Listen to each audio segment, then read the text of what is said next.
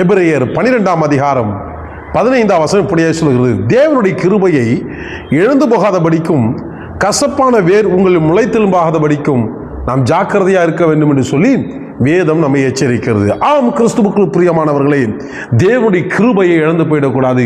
ஆண்டவர் நமக்கு இலவசமாய் கொடுத்த கிருபை, மற்றவர்களுக்கு முன்பாக நம்மளை தலை நிமிர்த்தின கிருபை, பாவத்தை மன்னித்த கிருபை, ரட்சிப்பை கொடுத்த கிருபை, அதை நாம் இழந்து போய்விடக்கூடாது. எப்படி இழந்து போகிறோம் என்று சொன்னால், நமக்குள்ளே கசப்பான வேர் முளைக்கிறது, கலகம் உண்டாக்குகிறோம். யாக்கோப்பு 3ஆம் அதிகாரம் 14ஆம் வசனத்தில் சொல்லப்படுகிறது, வைராக்கியம் தான் அந்த கசப்பான வேர் என்று சொல்லப்படுகிறது. உங்கள் இருதயத்திலே கோபம், வைராக்கியம் இப்படிப்பட்டவர்கள் எழும்பி கசப்பான வேர் முளைத்து தேவனுடைய கிருபையை நாம் இழந்து விடுவோம். ஆகவே இந்த கசப்பான வேர் யாருக்கெல்லாம் முளைக்கிறதோ அவர்களெல்லாம் கிருபை இழந்து போகிறார்கள்.